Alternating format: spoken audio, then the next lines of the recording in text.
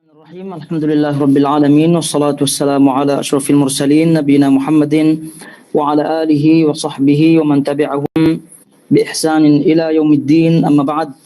Ayyuhal akhwatul akhawat, jamaah semua yang dirahmati Allah Azza wa Jal. Alhamdulillah, tentunya tidak putus kita bersyukur kepada Allah atas segala nikmatnya, yang dengan nikmat tersebut apa yang kita rasakan sempurna dari nikmat Allah Subhanahu wa taala. Salah satunya pada pagi hari ini masih kita diberikan taufik untuk melanjutkan bahasan kitab atau kajian rutin kita, yaitu bahasan kitab Al-Aqidah At-Tahawiyah. Baik, langsung saja kita buka halaman 19 dari buku terjemah yang telah dibagikan. Halaman 19, poin yang ke-95 dari kitab terjemahnya. Baik, jadi insyaallah kita baca 19 dan 20 dari poin 95, kemudian 96 dan 97. Jadi kita baca semua kaitannya dengan akidah salaf, akidah Ahlus Sunnah wal Jamaah tentang atau mengenai sahabat-sahabat Nabi Shallallahu Alaihi Wasallam, dan melihat perhatian beliau rahimahullah, yaitu Al-Imam At-Tahawi, berkaitan dengan sahabat ini menunjukkan masalah sahabat ini adalah masalah yang berat, ya, masalah yang menjadi timbangan manhaj dan juga akidah seseorang. Lurusnya akidah dan manhaj seorang ini, salah satu ukurannya adalah apakah lurus pandangannya kepada sahabat-sahabat Nabi Shallallahu Alaihi Wasallam apa tidak. Jadi kalau masih suka mengkritik, menyalahkan, apalagi mencela, menghina, maka tentu ini tidak masuk ke dalam Ahlus Sunnah wal Jamaah yang sesungguhnya, dan bahkan mungkin saja masuk kepada kelompok-kelompok yang sesat yang sudah ada dari Syiah dan yang lainnya. Baik, dibaca halaman 19, poin 95, 96, 97. Qala al-'allamah Hujjatul Islam Abu Ja'far al-Warraq al-Tahawi wa anna al-'asharata alladhina sammahum Rasulullah sallallahu alaihi wasallam wa basyarahum bil jannah nashhadu lahum bil jannah ala ma shahida lahum Rasulullah sallallahu alaihi wasallam wa qawluhu al-haq wa hum Abu Bakr wa Umar wa Uthman wa Ali Talha wa Zubair Sa'd Sa'id wa Abdul Rahman ibn Auf wa Abu Ubaidah ibn Jarrah wa aminu hadhihi al-ummah radhiyallahu anhum ajma'in. Al-'allamah Hujjatul Islam Abu Ja'far al-Warraq al-Tahawi berkata, 10 orang sahabat yang disebut-sebut Nabi dan diberi kabar gembira sebagai penghuni surga. Kita akui sebagai penghuni surga berdasarkan persaksian Nabi SAW, dan perkataan beliau adalah benar. Mereka adalah Abu Bakar, Umar, Utsman, Ali, Talha bin Ubaidillah, Zubair bin Al-Awwam, Sa'ad bin Abi Waqqas, Sa'id bin Zaid, Abdurrahman bin Auf, dan Abu Ubaidah al-Jarrah sebagai orang terpercaya umat ini radhiyallahu anhum. Wa man ahsana al-qawla fi ashabi Rasulillah sallallahu alaihi wasallam wal wajhi tahirati min kulli danas wa dhurriyyatil muqaddasina min kulli rijsin faqad bariya minan nifaq. 96. Barang siapa yang membaguskan ucapannya terhadap para sahabat Nabi SAW dan isteri-isteri beliau yang bersih dari segala noda, serta anak cucu beliau yang suci dari segala najis, maka orang itu telah selamat dari kemunafikan. Wa ulama salafi minas sabiqin wa man ba'dahum minat tabi'in ahli al-khairi wal athar wa ahli al-fiqhi wal nazar la yudhkaruna illa bil jamil wa man dzakarahum bisu'in fa huwa ala ghairi sabil. Poin 97. para ulama as-salaf terdahulu, yakni para sahabat dan yang sesudah mereka dari kalangan tabi'in adalah pelaku kebaikan dan ahli hadis, ahli fiqh dan ahli usul. Mereka semuanya harus disebutkan kebaikannya. Barang siapa yang menjelek-jelekkan mereka, maka dia tidak berada di atas jalan mereka, yakni para sahabat. Baik, itu dia yang disebutkan oleh Imam At-Tahawi rahimahullahu taala pada poin-poin yang berkaitan dengan sahabat Nabi SAW. Dan cukup jelas ya, kata beliau rahimahullahu ta'ala, pernyataan beliau, dan ini adalah pernyataan sebagai akidah Ahlus Sunnah wal Jamaah. Terutama di poin terakhir, beliau sebutkan barang siapa yang membaguskan ucapannya terhadap para sahabat, itu makna husnudzan kepadanya, kepada mereka, kepada istri-istri Nabi SAW, maka ini tentu tanda-tanda keselamatan. Artinya tidak menjadi orang yang nifaq, naudzubillah min dzalik. Baik.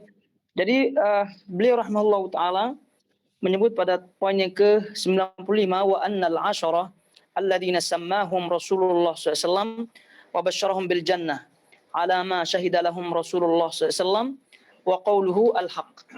10 orang sahabat yang disebut-sebut Nabi diberikan kabar gembira sebagai penghuni surga, kita akui sebagai penghuni surga berdasarkan persaksian Nabi SAW dan sabda beliau adalah benar. Ini tentu yang pernah kita sebutkan, ini masalah akidah yang sering disebutkan oleh para ulama, yaitu kaitannya dengan persaksian seseorang, ya, persaksian seorang masuk surga. Nah ini kita ketahui bersama tidak boleh mempersaksikan seseorang masuk surga kecuali mereka-mereka yang dipersaksikan oleh Rasulullah SAW masuk surga.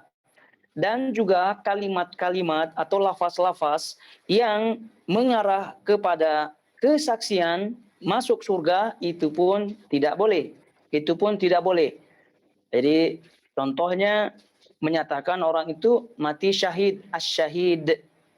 As-syahid ini disebutkan para ulama adalah suatu lafaz yang mengarah kepada kepastian masuk surga.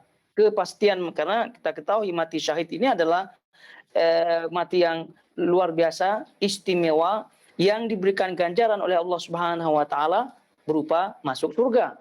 Jadi kalau menyebutkan kalimat-kalimat atau lafaz-lafaz yang mengarah kepada kepastian masuk surga atau keselamatan di akhirat, ya tentu ini tidak dibenarkan karena ini masalah yang gaib. Nah, jadi sering juga orang salah bicara, salah lafaz, ya. Jadi melihat orang itu di dunia baik, melihat di dunia banyak pengikutnya, apalagi ketika mati meninggal dunia banyak yang sedih dengannya, banyak yang mengungkapkan cerita-cerita kebaikannya, lalu orang pun tergelincir lidahnya. Udah, itu orang masuk surga. Itu orang telah mendapatkan keselamatan dari Allah Subhanahu wa taala. Itu orang dah istirahat sudah. Tidak ada. Itu kata-kata yang mengarah kepada keselamatan di akhirat, kemudian mengarah kepada masuk surga. Ini tentu tidak dibenarkan. Ini karena hal ini adalah hal-hal yang gaib. Jadi ini sekali lagi harus kita ingatkan kepada kita semua. Kadang-kadang orang tuh paham masalah ini. Artinya tidak ada yang bisa, yang boleh memastikan seorang selamat nanti di alam kuburnya, selamat di akhiratnya, apalagi masuk surga. Itu kadang banyak yang paham. Tapi karena emosi, ya sedih, kemudian terbawa perasaan, jadi ikut-ikutan. Apalagi kalau ada tokoh-tokoh, ya ulama kononnya, ustadz, itu meninggal dunia, banyak yang sedih, banyak yang komen. Dia pun ikut komen-komen yang tergelincir dalam bab ini.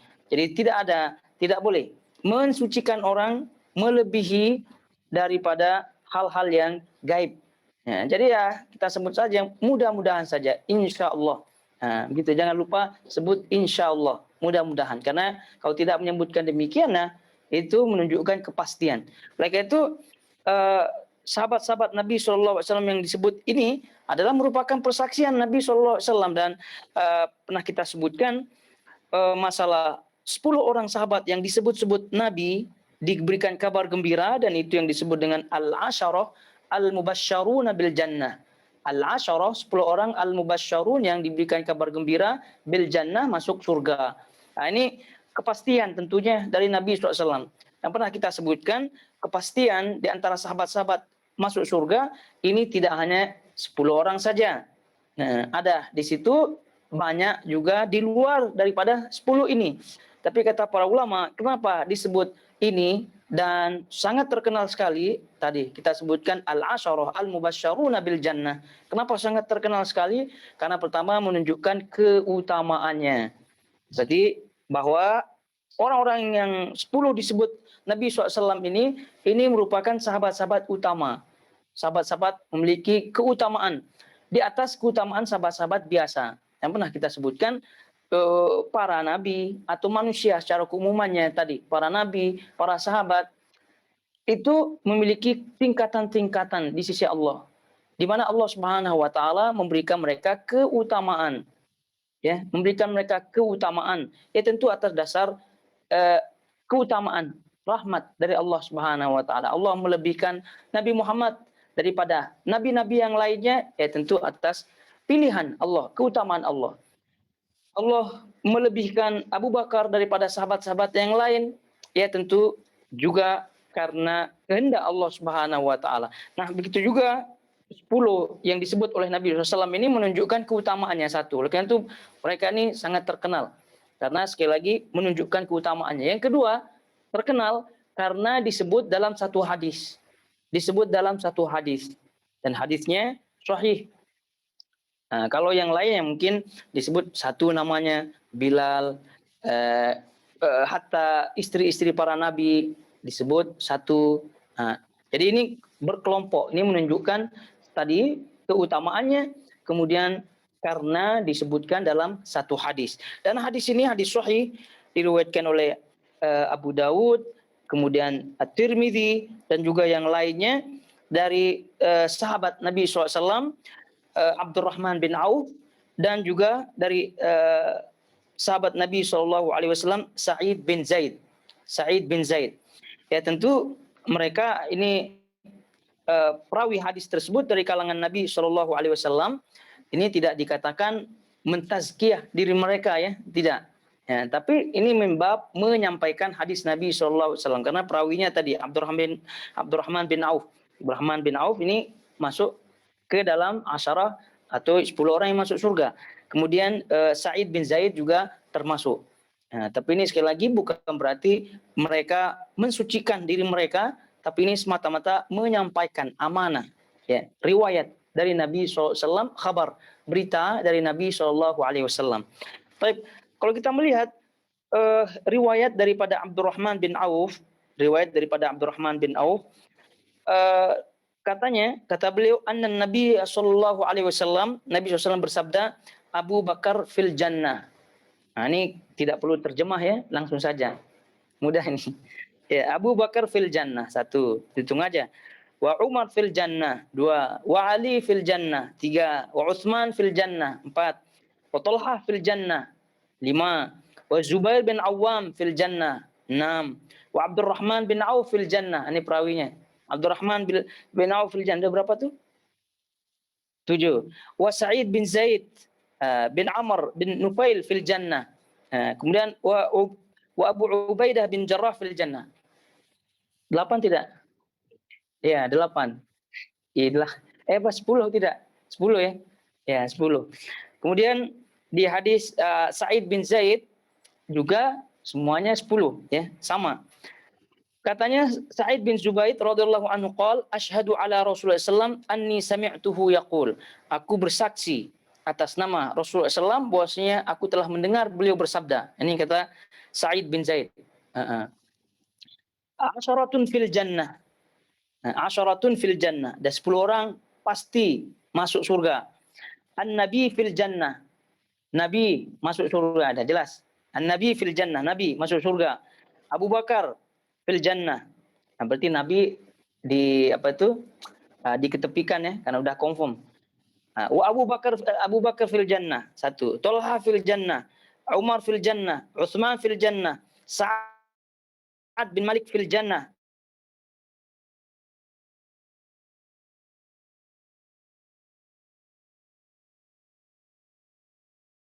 Rahman bin Auf fil jannah. Wa Abdurrahman bin Auf fil jannah. Walau syi'tu lasammaitu al-ashir. Walau syi'tu atau walau syi'ta, kalau boleh aku akan menyebutkan nama yang ke-10. Faqalu man huwa? Qala Sa'id bin Zaid. Kalau boleh aku sebutkan yang 10. Jadi ditanya siapa yang ke-10 itu, baru last dia sebutkan namanya Sa'id bin Zaid. Namanya sendiri disebut. Ya awalnya tidak mau, tapi ya disebut juga oleh beliau radhiyallahu taala anhu karena memang orang penasaran siapa. Kalaupun beliau tidak sebutkan dalam hadis yang beliau riwayatkan, kan tadi di hadis riwayat yang pertama tadi kita bacakan, hadis riwayat Abdurrahman bin Auf, itu disebut langsung nama beliau yaitu Sa'id bin Zaid. Kayak itu Al-Imam At-Tahawi rahimahullahu taala menyebutkan semuanya di sini. Menyebutkan semua, artinya bahwa hadis-hadis yang berkaitan dengan 10 orang masuk surga dari kalangan sahabat Nabi SAW ini sahih, yaitu disebutkan satu namanya, disebutkan nama mereka sekaligus dalam satu hadis. Kita lihat dengan ringkas di sini, wahum Abu Bakar. Jadi yang pertama Abu Bakar radhiyallahu taala anhu. Ini udah masyhur sekali, tidak perlu kita sebutkan Abu Bakar. Cuma namanya saja kita ingat ya. Namanya adalah Abdullah bin Abi Quhafa. Bin Abi Quhafa. Abi Quhafa ini bapaknya.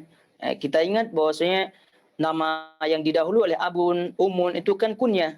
Berarti ada nama aslinya. Ya, Abu Bakar berarti ini kunyah. Nama aslinya Abdullah. Abdullah bin siapa? Bapaknya namanya Abu Quhafa. Kalau udah Abu Quhafa berarti kunyah lagi. Siapa nama asli Abu Quhafa? Utsman. Berarti Abdullah bin Utsman. Ya, Abdullah bin Utsman. Itu nama Abu Bakar. Ya, ada Abu Bakar, Abdullah bin Utsman, yaitu Abu Quhafa. Kita tahu bersama beliau khalifah yang pertama, dan pernah kita sebutkan sedikit tentang beliau pada pertemuan yang lalu. Beliau adalah orang yang pertama masuk Islam di kalangan laki-laki. Dan ringkasnya beliau meninggal tahun 13 Hijriah. 13 Hijriah. Ini 2 tahun saja khilafah beliau radhiyallahu taala anhu, namun sudah mulai terbuka perluasan negeri Islam, sudah mulai meluas di kalangan Irak, di kawasan Irak, di kawasan Syam sedikit ya. Setelah itu baru diperluas kembali oleh Umar bin Khattab radhiyallahu taala anhu. Ya tentu fitnah-fitnah yang ada setelah beliau ini sangat dahsyat sekali, sehingga tidak heran beliau radhiyallahu taala anhu menjadi orang yang paling utama di antara sahabat-sahabat Nabi SAW, karena Allah Maha tahu siapa yang akan ditempatkan menjadi pengganti Rasulullah SAW. Dialah sahabat yang paling mulia, dialah sahabat yang paling utama. Karena itulah Allah Subhanahu wa taala menjadikan beliau radhiyallahu ta'ala sebagai pengganti Rasulullah SAW setelah meninggal atau wafatnya Nabi SAW. Terbukti karena tapi alhamdulillah. Jadi kalau selain Abu Bakar yang menjadi khalifah pengganti Rasulullah SAW, ya tentu mungkin saja Islam tidak sampai pada saat ini. Karena banyaknya riddah, ya, murtad, kemudian orang tidak mau bayar zakat, terus kemudian pasukan Usamah bin Zaid dijalankan oleh beliau. Ini semua hal-hal yang di luar akal. Namun Abu Bakar radhiyallahu taala anhu menjalankan kepemimpinan beliau, menjalankan pemerintahan itu dengan iman, dengan iman kepada Rasulullah SAW, kepada Allah Subhanahu wa taala.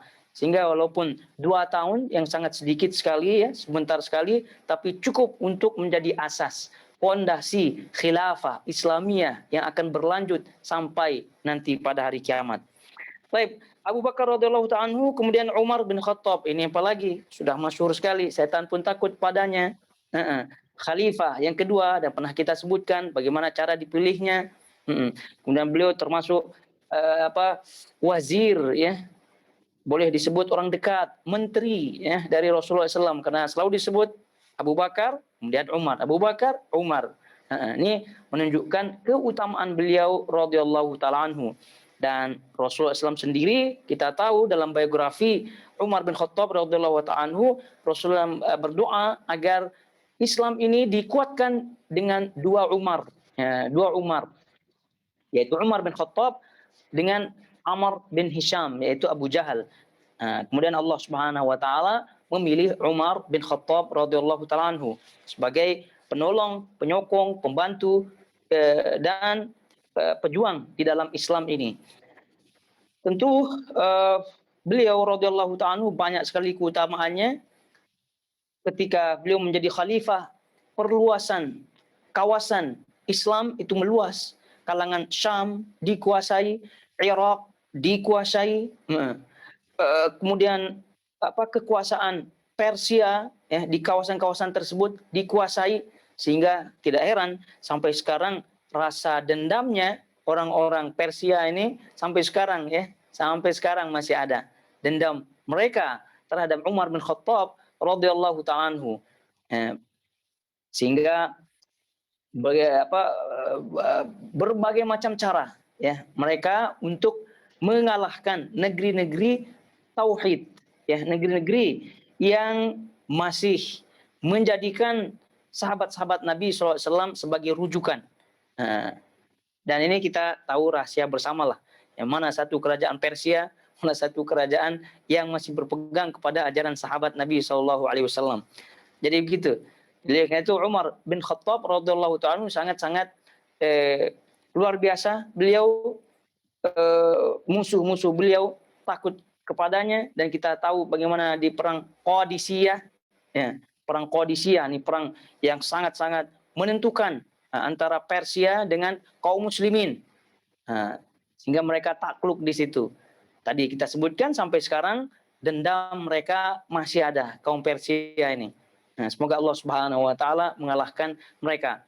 Jadi Umar bin Khattab radhiyallahu ta'ala anhu itu ringkasnya, ya tentu biografinya silahkan baca sendiri. Dan ini banyak sekali kitab-kitab yang membahas tentang beliau radhiyallahu ta'ala anhu, bagaimana beliau sebelum Islam, bagaimana beliau setelah Islam, kepemimpinannya, karena kehidupan beliau radhiyallahu ta'ala sangat-sangat luar biasa.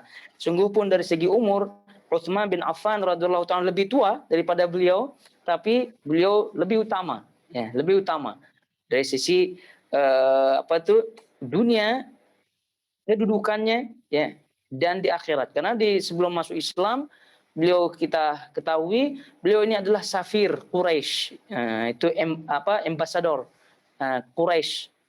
Jadi kalau Quraisy mau mengutus delegasi, mengutus utusan, ini salah satu yang diutus adalah Umar bin Khattab radhiyallahu ta'ala anhu sebagai merupakan bentuk bagaimana beliau radhiyallahu ta'ala anhu itu diperhitungkan karena pandai ketika jahiliyah, dan juga keberaniannya itu jangan ditanyakan ya. Sudah kita sampai keberaniannya ini macam-macam dongeng ya, cerita hoax terhadap beliau radhiyallahu ta'ala anhu. Saking keberanian beliau yang luar biasa.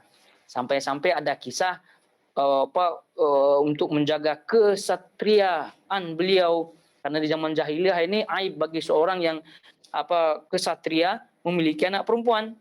Dan kita tahu bersama, jadi di antara amal-amalan jahiliyah adalah membunuh hidup-hidup, menguburkan hidup-hidup anak perempuan. Ini salah satu yang terkena hoax adalah Umar bin Khattab. Ya gitu ya, karena versi mereka ini kan Umar bin Khattab ini kesatria. Gitu. Tidak mungkin seorang kesatria menerima aib begitu saja. Oleh karena itu ketika ada anaknya Umar bin Khattab radhiyallahu ta'ala perempuan, tidak segan-segan beliau menguburkan anaknya hidup-hidup demi menjaga kesatria, menjaga nama baik, harkat martabat kabilahnya. Sehingga dikuburkanlah anak perempuannya. Ini hoax mata ini. Sungguh pun beliau kesatria, pemberani, menjaga nama baik kabilahnya, beliau pun ada hati nurani ya. Begitu. Jadi hati nurani yang main. Jadi tapi begitulah cerita-cerita dongeng-dongeng ini, pendongeng atau pencerita ini mengutamakan, mendahulukan perasaannya. Sehingga perasaannya itu yang menyebabkan mereka, atau berdasarkan itu mereka mengambil kesimpulan-kesimpulan dan terbentuklah cerita-cerita. Gitu ceritanya. Jadi awalnya dipikirnya kesatria, pemberani, menjaga harkat martabatnya semua. Akhirnya tidak heran beliau mengumpulkan anaknya hidup-hidup. Ini kesimpulan-kesimpulan yang berdasarkan perasaan semata. Jadi itu Hafsah radhiyallahu ta'ala anhu kita tahu. Beliau kan kunyahnya Abu Hafsin. Kunyahnya. Jadi kunyah beliau. Jadi Hafsah itu anak tertua daripada beliau radhiyallahu ta'ala. Jadi kalau memang itu dibunuh, jadi tidak mungkin Hafsah hidup ya. Dan Hafsah itu termasuk Ummul Mukminin. Jadi itu istri Rasulullah Shallallahu Alaihi Wasallam.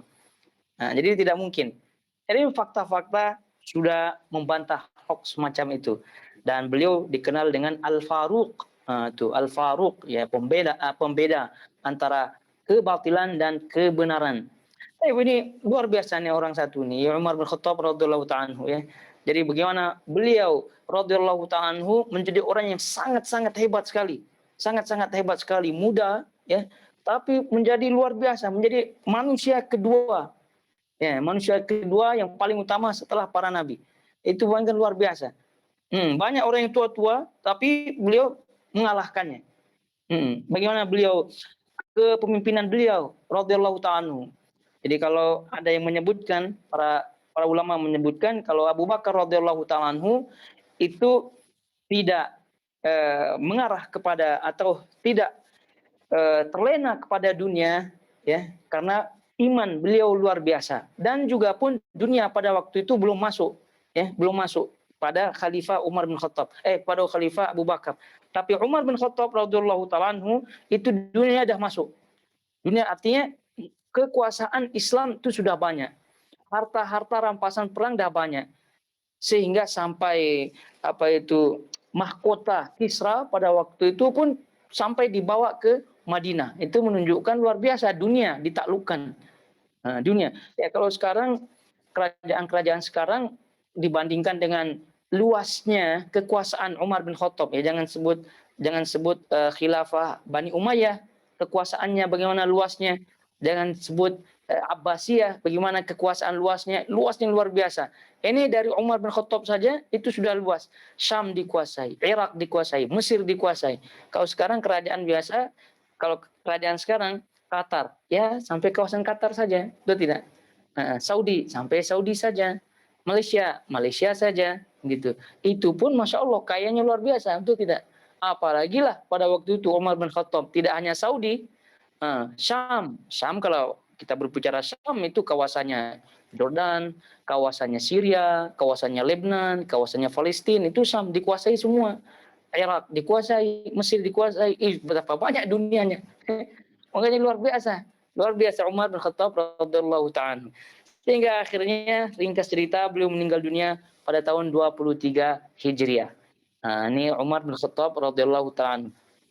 Jadi lagi-lagi kita ingatkan, hendaknya kita bacalah gitu ya sejarah.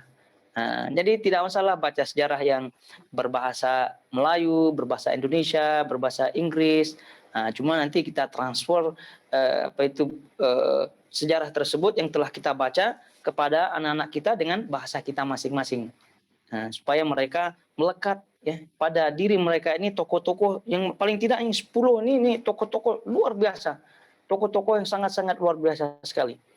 Baik, selanjutnya Utsman bin Affan, kunyah beliau Abu Abdullah.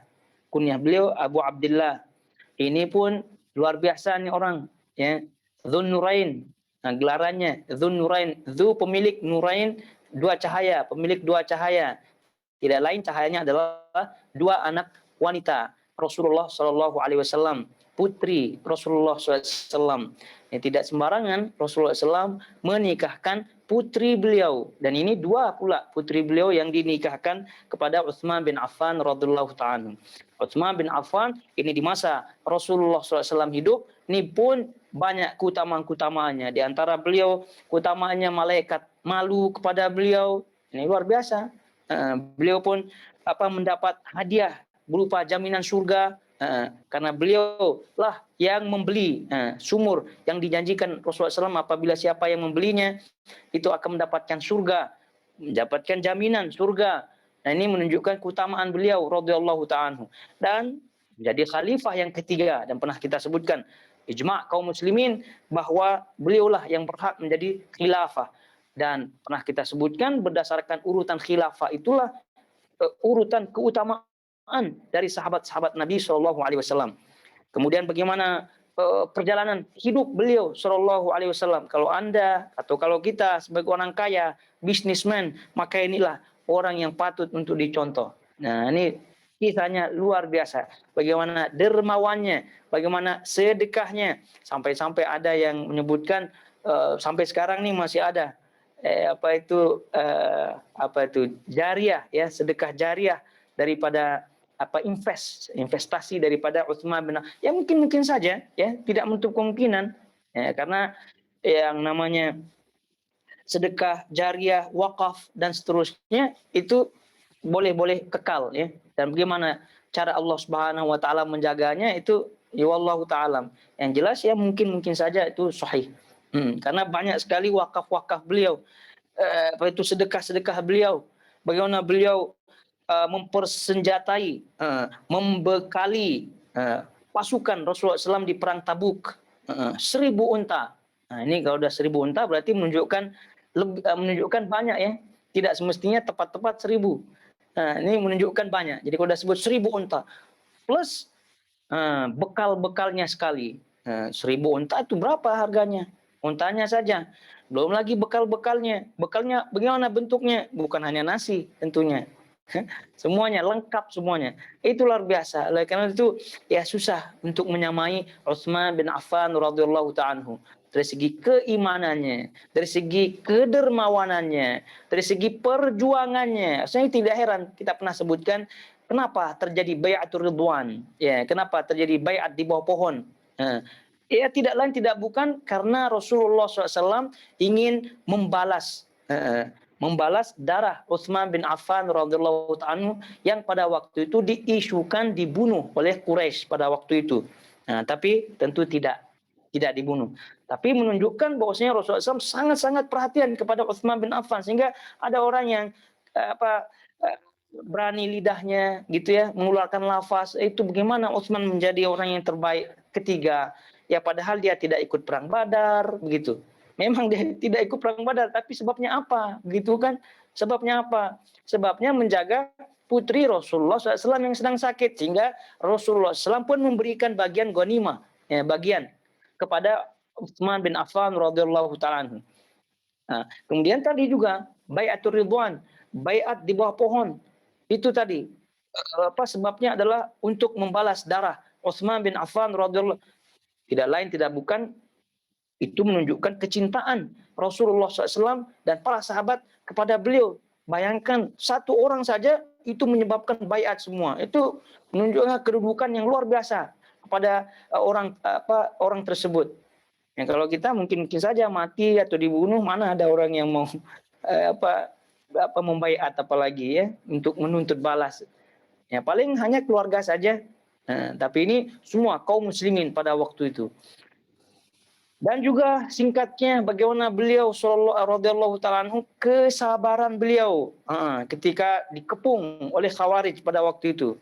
Nah, kita paham. Ini kalau bukan kelas level-level kesabaran keimanan Utsman bin Affan itu udah bertumpah darah di situ di Madinah pada waktu itu. Dah siap.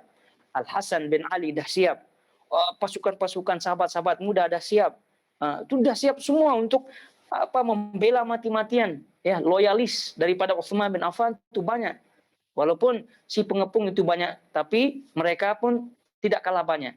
Nah, karena pada waktu kita ketahui pada waktu itu ada musim haji. Nah, banyak sahabat-sahabat yang pergi haji sehingga Madinah pada waktu itu tidak seramai ya sebelumnya. Tapi bukan berarti tidak ada pengawalnya, artinya bukan berarti tidak ada yang loyal kepada Utsman bin Affan radhiyallahu ta'ala. Kalau beliau ingin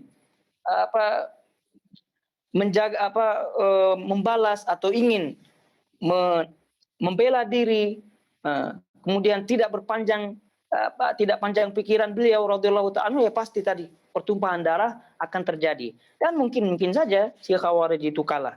Tapi ini menunjukkan keimanan beliau radhiyallahu ta'ala karena beliau telah mendengar hadis Nabi SAW Ya, beliau akan mati dalam keadaan sabar.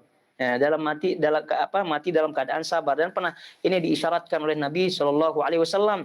Ya, ketika beliau bersama rombongan kita sebut, karena ada Abu Bakar di situ, ada Umar, ada Utsman di situ. Nah, ketika beliau sampai di Uhud, Gunung Uhud, Uhud pun bergerak. Nah, Uhud pun bergerak. Ya, bergerak bagaimana? Kenapa bergerak? Allah alam. Nah, mungkin saja menghormati rombongan ini, ya, menghormati Rasulullah SAW dan seterusnya. Al-muhim, Nabi SAW menyebutkan usbut Uhud, Uhud, usbut Uhud. Diam Uhud. Nah, itu kata Nabi SAW, terus Uhud diam gitu, tidak bergerak lagi. Karena di bawahmu ini ada Nabi, kemudian 2 orang syahid. Ada Nabi, Siddiq, dan 2 orang syahid. Ada Nabi, Siddiq, yaitu Abu Bakar Siddiq, kemudian 2 orang syahid. Ya, yaitu orang yang akan nanti mati syahid, Umar bin Khattab dan Utsman bin Affan. Kita ketahui Umar bin Khattab syahid, meninggal, ditusuk, ditikam pada waktu sholat. Utsman bin Affan ini si Khawarij juga demikian. Nah, ini itu adalah di antara hadis-hadis yang beliau ingat tentunya. Nah, beliau mengutamakan kesabaran demi mendapatkan keutamaan. Nah, ini luar biasa sahabat-sahabat Nabi Shallallahu Alaihi Wasallam, ya. Jadi apabila telah sampai kepada mereka hadis Nabi Shallallahu Alaihi Wasallam, maka itu mereka pegang sampai mati. Mereka pegang sampai mati. Ini kalau kita sekarang ini udah banyak, karena saking banyaknya hadis-hadis sampai pada kita, jadi pun mana satu yang kita pegang walau alam. Ya, mana satu yang kita pegang walau alam. Bayangkan. Ini jangan cakap ini si Umar Utsman ini udah biasa gitu. Abdullah bin Umar, ini kan tidak disebut di sini. Abdullah bin Umar. Jadi kata Nabi Shallallahu Alaihi Wasallam, itu sebaik-baik hamba Allah adalah Abdullah. Sebaik-baik hamba Allah adalah Abdullah. Apabila dia sholat malam. Apabila dia sholat malam. Nah, gitu itu aja kata Nabi SAW. Nah, setelah dia mendengar hal demikian, maka Abdullah bin Umar itu sampai mati tidak pernah meninggalkan itu qiyamul lail. Abu Hurairah radhiyallahu taala anhu, ausani khalili, jadi kekasihku telah mewasiatkan kepadaku begitu untuk tidak meninggalkan 3 hal. Nah, salah satunya adalah duha, kemudian witir. Nah, itu sampai mati beliau pegang, ya, sampai mati. Padahal wasiat itu adalah wasiat tidak hanya kepada Abu Hurairah, tapi kepada kita semua. Dan banyak sekali hadis-hadis yang berkaitan dengan hal itu, bagaimana sahabat Nabi SAW mendengar satu hadis dari Nabi SAW, dan itu sampai pegangannya sampai mati. Sampai mati mereka pegang, dan bahkan berkorban nyawa pun tidak masalah. Ya, contoh ini Utsman bin Affan radhiyallahu ta'ala anhu. Kenapa beliau sabar? Tidak lain tidak bukan kesabarannya berdasarkan ingatan-ingatan beliau terhadap riwayat-riwayat dari Nabi SAW akan keutamaan kesabaran apabila beliau menjalankannya. Padahal beliau, kalau kita lihat ini kan beliau meninggal radhiyallahu ta'ala anhu pada tahun 35 Hijriah. 35 Hijriah meninggal. Nabi SAW meninggal tahun 11 Hijriah. Kan dah lama itu. Lama. Dari peninggalnya Rasul dan beliau meninggal. Artinya sampai lama itu masih teringat, ya, ajaran, pesan Nabi SAW kepada beliau. Sehingga beliau pun sabar, ya, rela terbunuh, ya, dengan kesabaran yang luar biasa. Dan pada waktu itu umur beliau udah tua, ya. Udah kisaran 80 tahun beliau. Bayangkan, ya, orang tua, ya, umur 80 tahun. Luar biasa. Radhiyallahu ta'ala. Dan kezaliman Khawarij ini, semoga Allah Subhanahu wa taala membalas mereka dengan balasan yang dahsyat, ya, kepada mereka. Yang orang-orang tersebut telah menzalimi khalifah kaum muslimin, kekasih Rasulullah sallallahu alaihi wasallam. Nah, tadi kita sebutkan Utsman bin Affan ini meninggal tahun 35 Hijriah, dan keutamaannya untuk kaum muslimin pun tidak kalah banyak, ya. Bagaimana dikumpulkannya mushaf? Kita tahu di zaman beliau radhiyallahu ta'ala, dan di zaman beliau lah awal mula, ya, dibentuknya pasukan perang, pasukan laut. dengan dibentuknya kapal-kapal ya, perahu-perahu besar untuk pasukan laut. Nah, ini awal mula pasukan laut dibentuk. Kemudian juga Islam di Afrika itu masuk dari zaman beliau radhiyallahu taala anhu. Jadi banyak beliau. Jadi kalau terhitung-hitung ya, khilafah beliau ini lumayan panjang, 13 tahun ya, lebih kurang 13 tahun khilafah beliau, kepemimpinan beliau radhiyallahu taala anhu. Memang panjang. Kalau Umar bin Khattab itu sekitar 12 tahun. Panjang juga. Jadi Utsman bin Affan radhiyallahu ta'ala anhu sekali banyak keutamaannya, sehingga tidak heran Rasulullah sallallahu alaihi wasallam memberikan beliau jaminan masuk surga, dan juga memasukkan namanya ke dalam 10 orang yang dijamin masuk surga, dan masih banyak keutamaan-keutamaan yang tentu kita tidak mengetahuinya. Baik yang sudah ditulis oleh para ulama maupun yang belum ditulis. Jadi panjang umur beliau SAW 80 radhiyallahu ta'ala 80 tahun. Panjang. Nah, jadi sepanjang itu beliau radhiyallahu ta'ala mengisi umur-umurnya dengan keutamaan, ketaatan. Dan salah satu yang tidak luput daripada lupa ya, tidak kita lupakan sejarah awal-awal hijrah, beliau adalah orang pertama hijrah ke Ethiopia, ke Habasyah. Ke Habasyah. Ini tentu termasuk salah satu keutamaan. Bagaimana beliau radhiyallahu ta'ala anhu berhijrah untuk menjaga agamanya. Padahal beliau radhiyallahu ta'ala anhu tidak ada yang berani menyentuh beliau, tidak ada. Karena beliau ini orang Quraisy, Umawi, Quraisy. Jadi beliau kabilahnya kabilah kuat. Nah, sama dengan Abu Bakar, sama dengan Umar, itu Quraisy tidak ada yang berani menyentuh mereka. Lain cerita kalau jenis-jenis Ibnu Mas'ud, ya, jenis-jenis sahabat-sahabat yang tidak dari kalangan Quraisy, itu mereka tentu disiksa. Jangan sebut Bilal, dah pasti ya. Nah, tapi ini kelas level-level Utsman bin Affan tidak. Nah, tapi beliau rela meninggalkan Mekah untuk hijrah. Nah, ini suatu keutamaan yang luar biasa. Tidak sembarang orang yang mampu dan siap untuk meninggalkan kampung halamannya, meninggalkan keluarganya demi menjaga, menyelamatkan agamanya. Tidak sembarang.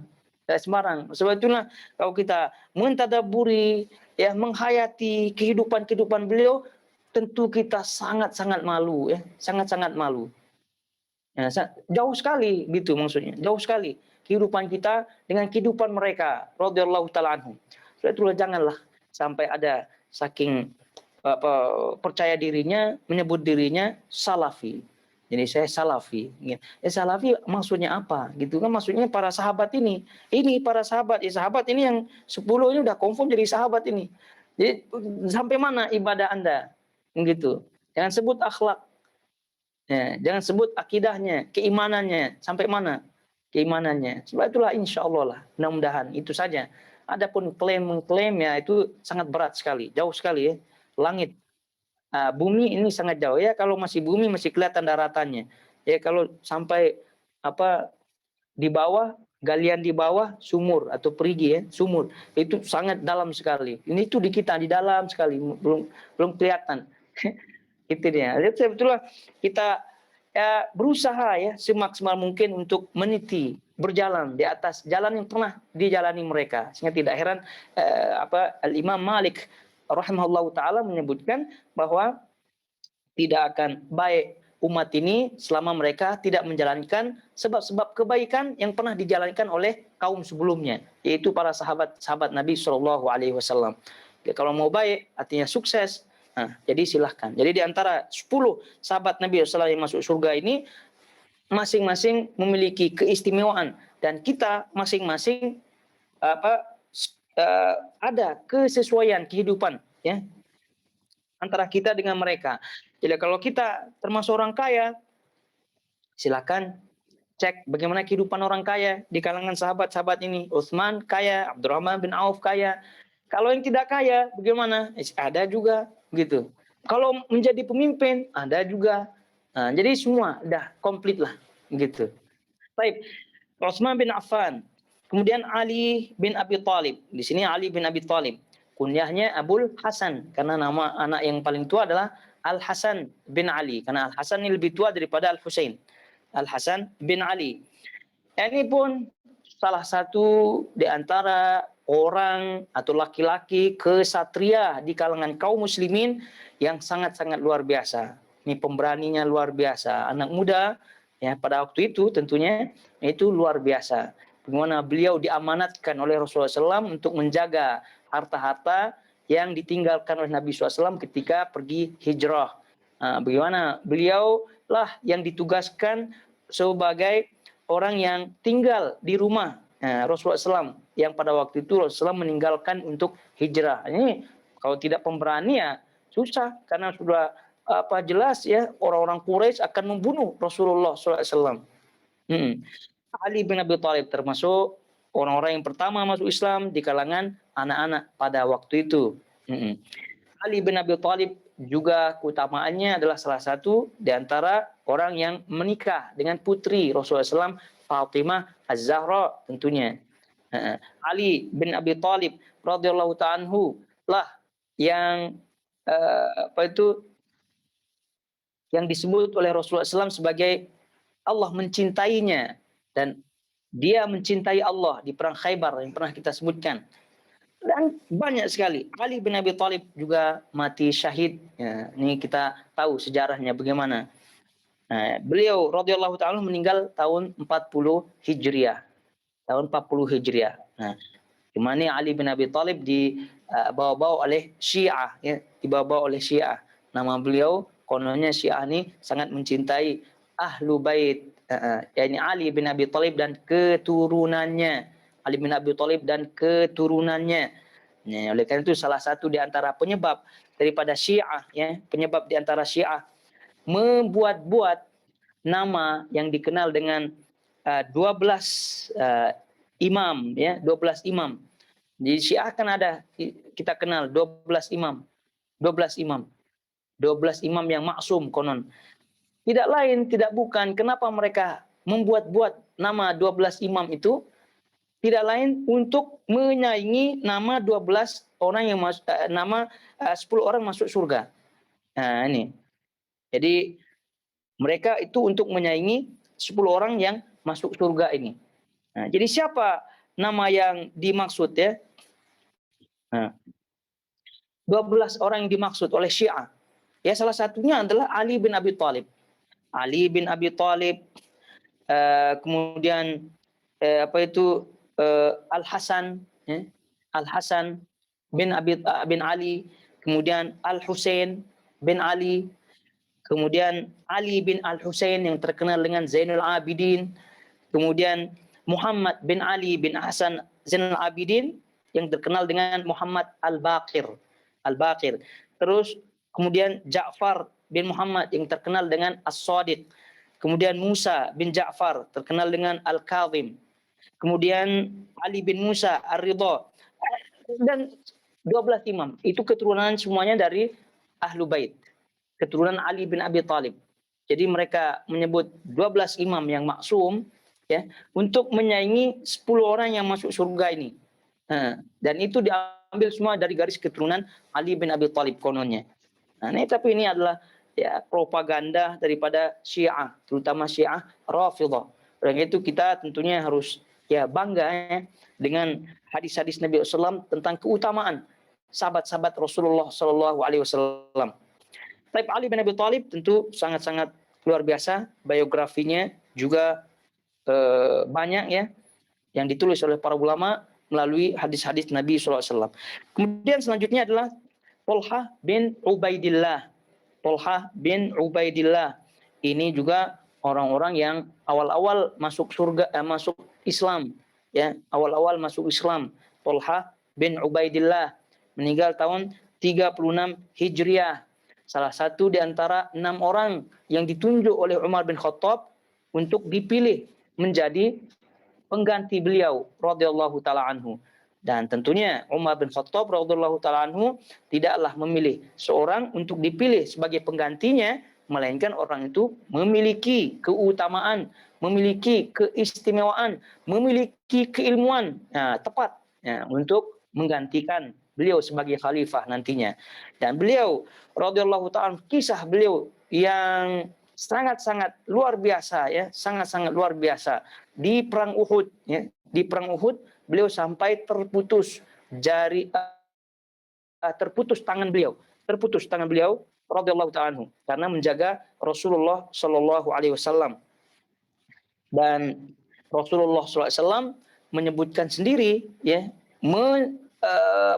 memuji beliau radhiyallahu taala anhu. Apa kata Nabi SAW dalam hadis yang sahih? Man yasurru, atau kata Nabi SAW, siapa di antara kalian yang ingin melihat? Siapa di antara kalian yang ingin melihat? Nah, man sarrahu an yanzura ila syahidin yamshi ala wajhil ard falyanzur ila Talhah bin Ubaidillah.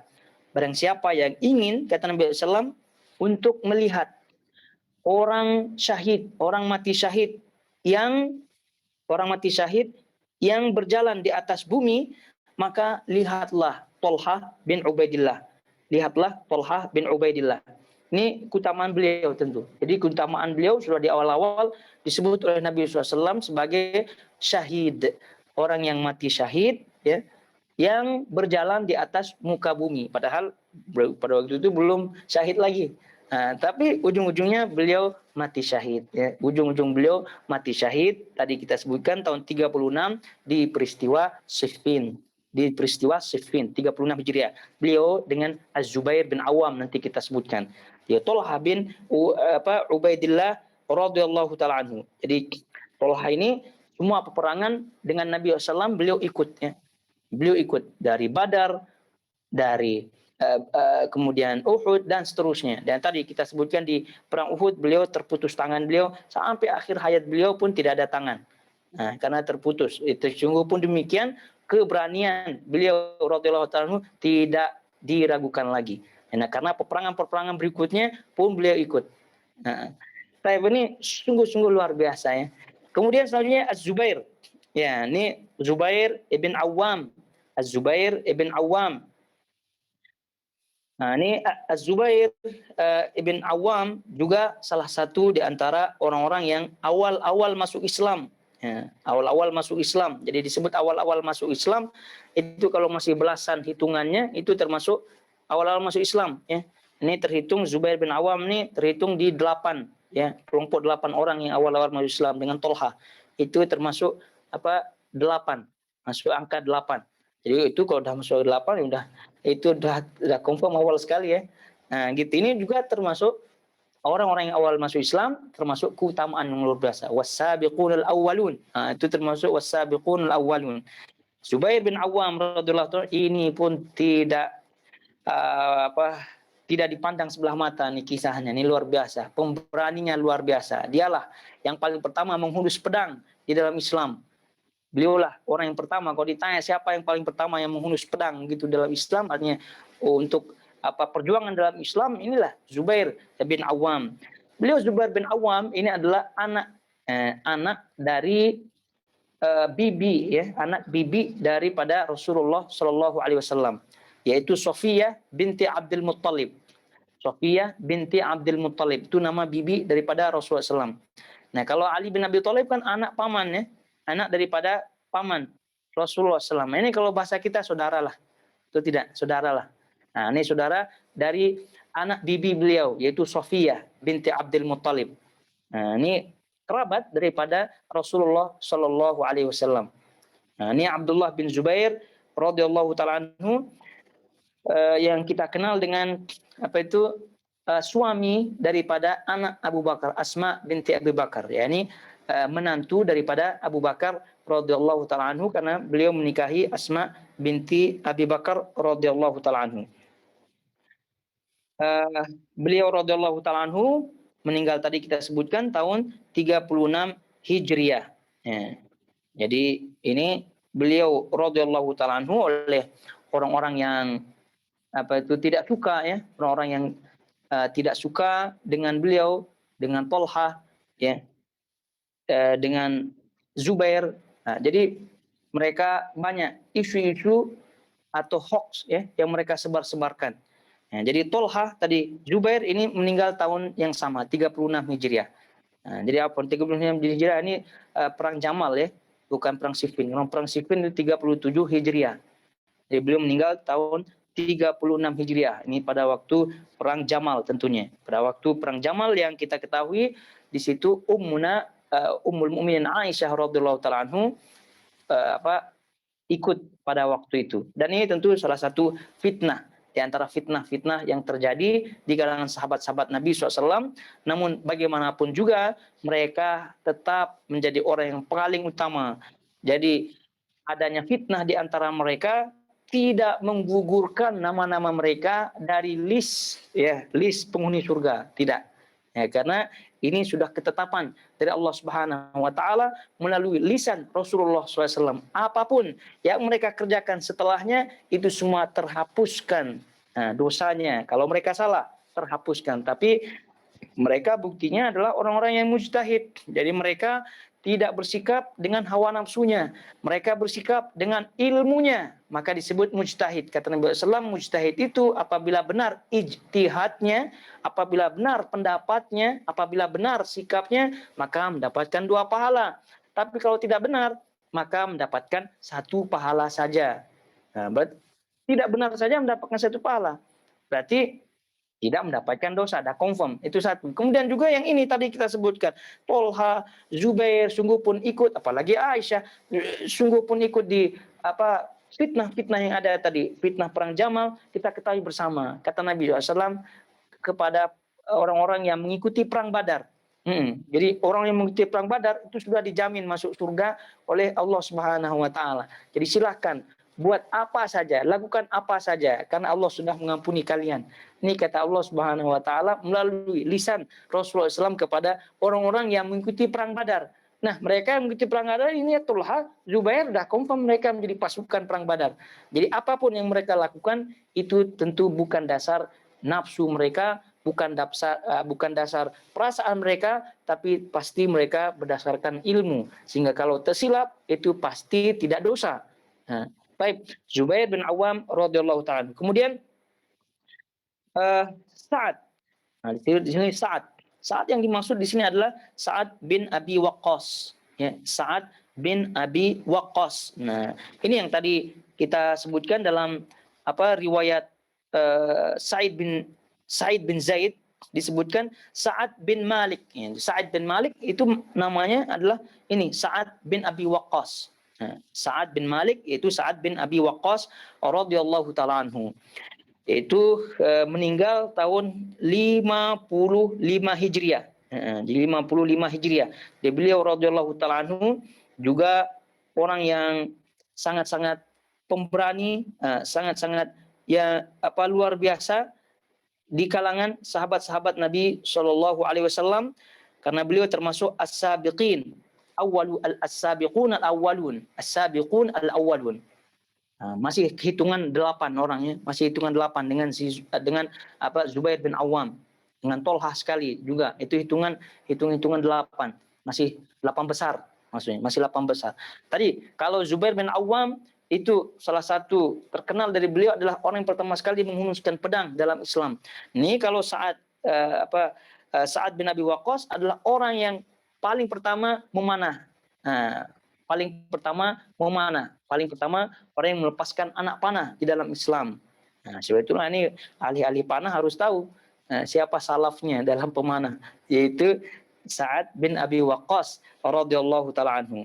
Di Sa'ad bin Abi Waqqas radhiyallahu taala anhu juga seperti Zubair, juga seperti Tolha itu mengikuti perang semuanya bersama Rasulullah Shallallahu Alaihi Wasallam, dan mengikuti perang bersama Rasulullah SAW ini adalah salah satu keutamaan. Di siapa saja sahabat-sahabat Nabi SAW yang mengikuti perang bersama Rasulullah SAW itu adalah sahabat yang utama. Jadi beliau juga sampai menjadi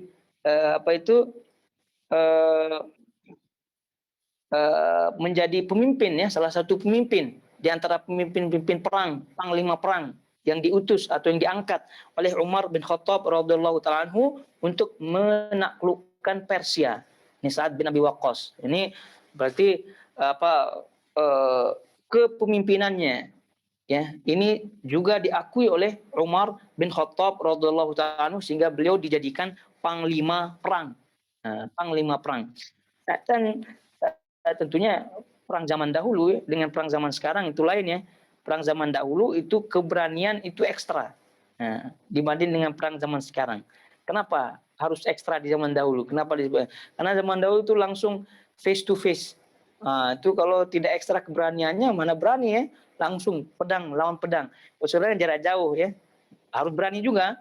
Tapi jarak jauh dengan tembakan, dengan ini begitu. Dulu itu kalau kurang-kurang beraninya itu udah melihat pedang saja. Ini kalau kita tengok di museum bukan pedang seperti pedang kita ya, panjangnya luar biasa, beratnya luar biasa. Baik, ini sahabat-sahabat Nabi Shallallahu Alaihi Wasallam. Kemudian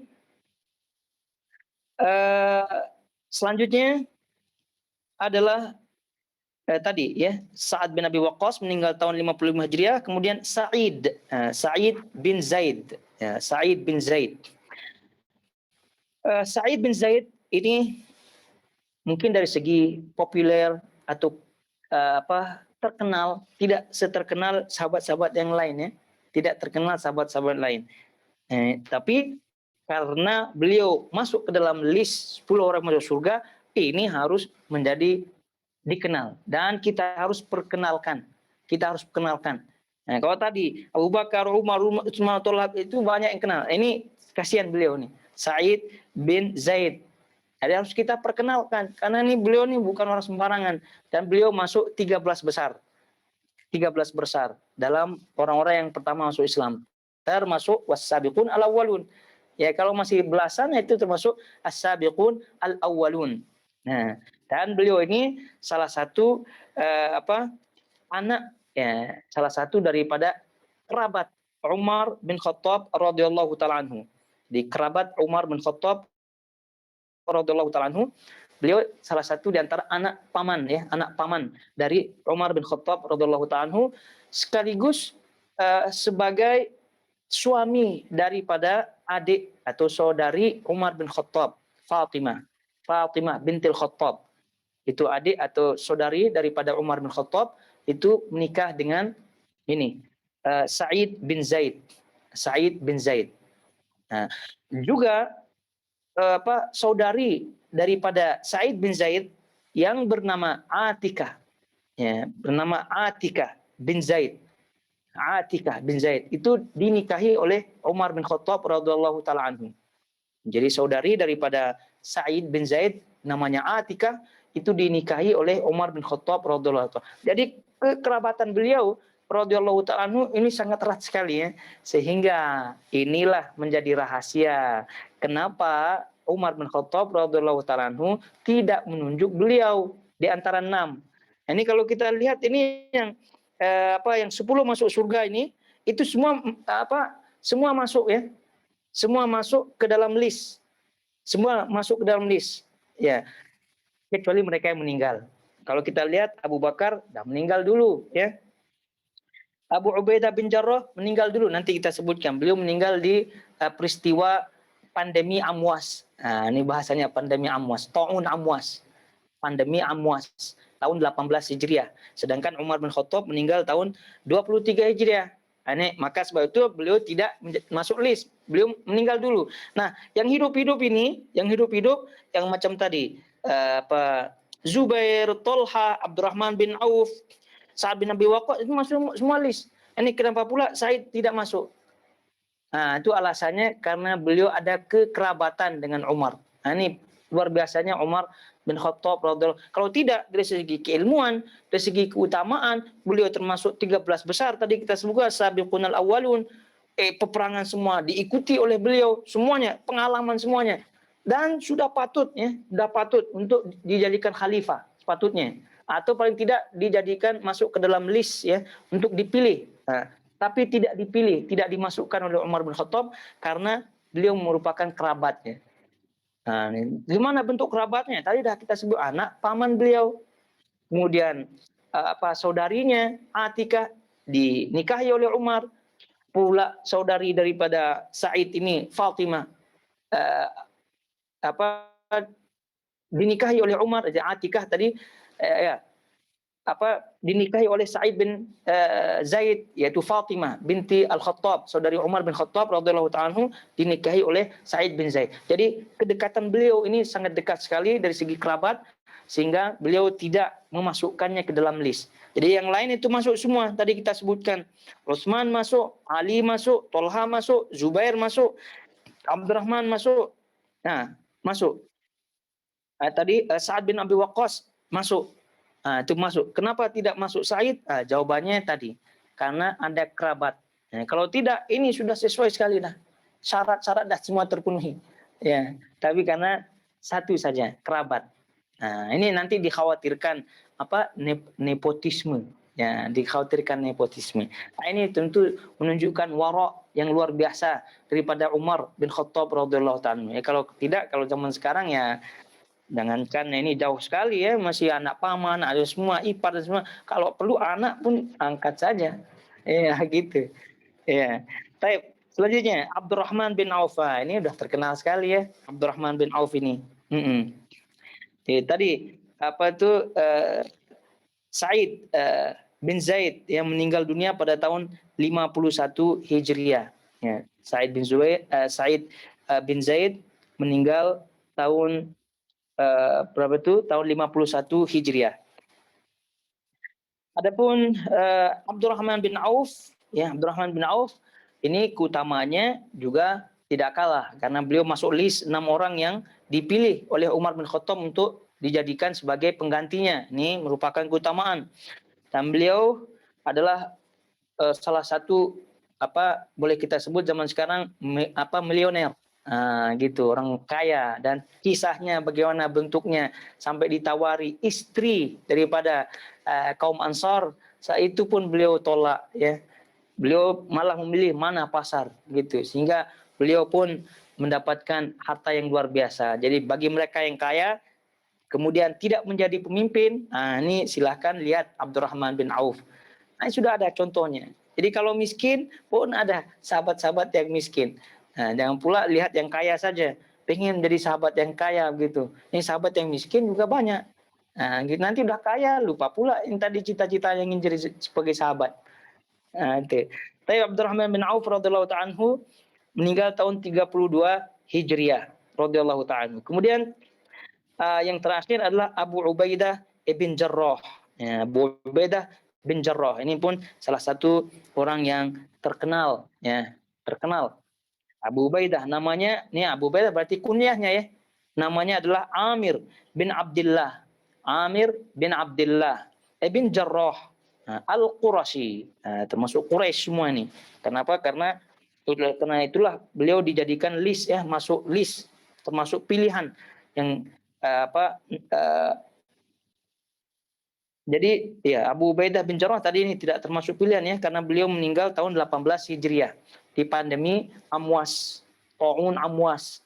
Di situ pada waktu itu kisahnya luar biasa juga ya.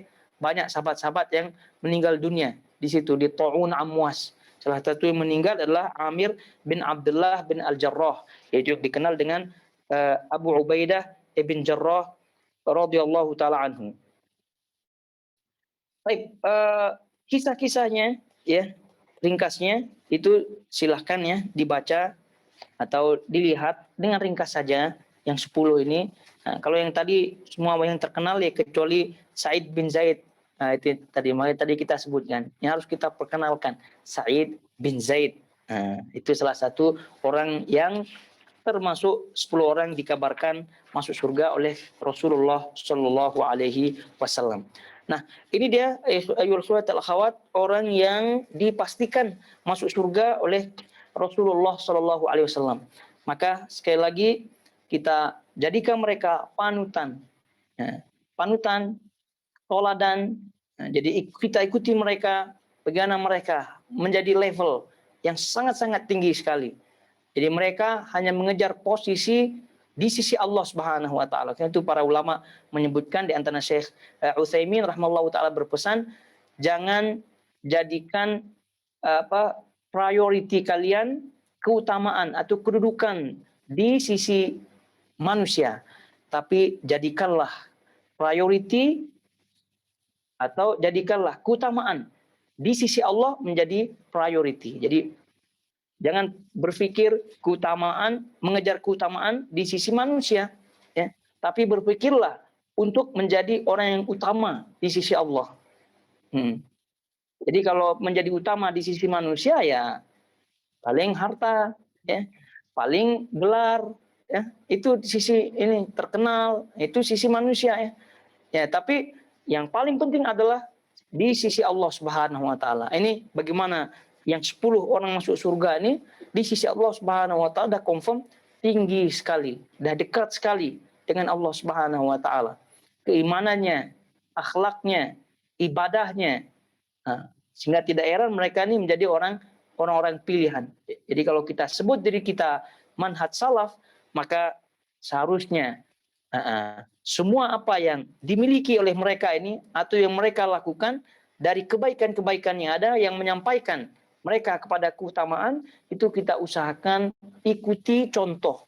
Ya, walaupun tidak mampu, ya mungkin mustahil lah, ya mustahil untuk kita mampu semua keseluruhan dari segi ibadahnya, dari segi sedekahnya, begitu. Bagaimana tadi kita sebutkan sedekah Utsman bin Affan, sedekah Abdurrahman bin Auf dan juga yang lainnya Abu Bakar, hatta bukan orang kaya tapi semua hartanya malah disedekahkan. Umar bin Khattab tidak termasuk orang kaya tapi setengah daripada hartanya di ini. Kita level itu belum sampai lagi. Tapi paling tidak setiap sedekah kita tidak pernah tidak ikut, gitu saja. Ibadah kita tidak pernah tidak ikut. Baca Quran tidak pernah tidak ikut. Nah, begitu. Walaupun tidak maksimal, tidak banyak, ya paling tidak jangan sampai tidak ikut. Jangan sampai tidak ada di situ kita punya kredit. Baik. Kemudian selanjutnya poin yang ke-96, 97 ini insyaallah mudah untuk difahami. Jadi kita langsung saja membacanya. Wa man ahsanal qawla fi ashabi Rasulullah SAW wa azwajihi at-tahirat min kulli danas wa dzurriyyatihi al-muqaddasin min kulli rijs faqad bari'a minan nifaq. Barang siapa yang membaguskan ucapannya, yaitu husnudzan, jaga lisan terhadap para sahabat Nabi SAW dan istri-istri beliau yang bersih dari segala noda serta anak cucu beliau yang suci dari segala najis, maka orang itu telah selamat daripada kemunafikan. Ya, tentu ini menjaga lisan dari ucapan-ucapan yang tidak baik terhadap sahabat Nabi SAW, wabil khusus istri-istri beliau, karena istri-istri beliau ini adalah ahlu bait, maka ini adalah ciri-ciri keimanan. Namun jangan sampai terjerumus ke dalam kesesatan atau ke dalam kotoran malah kalau kita sebut. Karena menyebut dirinya cinta ahlu bait, jadi terjadilah seperti banyak fenomena yang sekarang ini. Habaib banyak bermunculan, ya, Habib-habib banyak bermunculan. Ya, kita tidak kita tidak sebut nasab mereka itu tidak benar, ya, mereka bohong, tidak sama sekali. Tapi tentu sebagai ukuran adalah amaliyah. Nah, ini masalah nih para habib ini. Jadi konon keturunan Rasul, jadi malah dia yang menjadi pemimpin bid'ah-bid'ah yang ada. Nah, jadi kalau udah selawatan ya siapa lagi, ya, gitu. Selawatan lah, kemudian acara-acara maulid, ya jangan cakap memang itulah maulid itu, ya. Birthday daripada Rasulullah Shallallahu Alaihi Wasallam. Nah, ini seharusnya tidak demikian. Oleh karena itu para habib, ya, para syarif, ya, ini kita hormati karena mereka ahlu bait, ya. Kita hormati, kita cintai karena itu adalah perintah Rasulullah SAW untuk mencintai, menghormati mereka. Tapi tentu penghormatan dan kecintaan kita kepada mereka itu tidak semata-mata, ya, tidak diukur semata-mata dengan keturunan nasab mereka saja, tidak. Tapi harus dilihat dari segi amalan, akidahnya. Karena wala dan bara itu tegak di atas itu, tegak di atas akidah, tegak di atas manhaj. Ya, kalau mereka keturunan Nabi, tapi tidak di atas akidah Rasulullah SAW, perbuatan amaliyah Rasulullah SAW, ya kita tidak cintai. Ya, kalau tidak Abu Lahab pun siapa tidak meragukan nasabnya, gitu kan? Abu Lahab. Kemudian juga yang lainnya daripada kerabat-kerabat Rasulullah SAW, banyak yang tidak Islam, tapi kita tidak disuruh untuk mencintainya. Jadi yang kita cintai adalah yang sesuai dengan akidah dan amaliyah Rasulullah Shallallahu Alaihi Wasallam. Kemudian yang terakhir yang 97 adalah wa ulama salaf minas sabiqin wa man ba'dahum minat tabi'in ahlul khairi wal athar wa ahlul fiqh wan nazar la yadhkuruna illa bil jamil wa man dzakarahum bis su' fa huwa ala ghairis sabil. Para ulama salaf terdahulu dari kalangan para sahabat dan yang sesudah mereka dari kalangan tabi'in adalah pelaku kebaikan dan ahli hadis, ahli fikih dan ahli usul. Inilah kaum salaf. Nah, jadi kaum salaf itu semua yang mengikuti jejak-jejak sahabat Nabi SAW, itulah kaum salaf. Ya, apapun disiplin keilmuan spesialis mereka. Jadi kita tahu ya kalau para ulama kan ada yang spesialis hadis, ada yang spesialis fikih, ada yang sejarah, ada yang tafsir, ada yang bahasa, nahwu, shorof dan seterusnya. Nah, kalau mereka ikuti sahabat-sahabat, tidak kita lihat, itu tidak dilihat. Mau spesialisnya hadis, fikih, semua itu salaf semua masuk ke dalam kategori. Sebab itulah imam madhab yang 4 termasuk salaf, termasuk imam-imam salaf. Karena dari segi akidah, itu mereka mengikuti para salaf. Kemudian kata beliau, mereka semuanya harus disebutkan kebaikannya. Barang siapa yang menjelek-jelekkan mereka, memburuk-burukkan mereka, maka dia tidak berada di atas jalan para sahabat, di atas manhaj salaf. Jadi ini berarti memburuk-burukkan mereka. Nah, itu memburuk-burukkan salaf, memburuk-burukkan para sahabat. Itu berarti kata Imam At-Tahawi maka dia tidak berada di atas jalan mereka. Artinya tidak berada di atas manhaj salaf.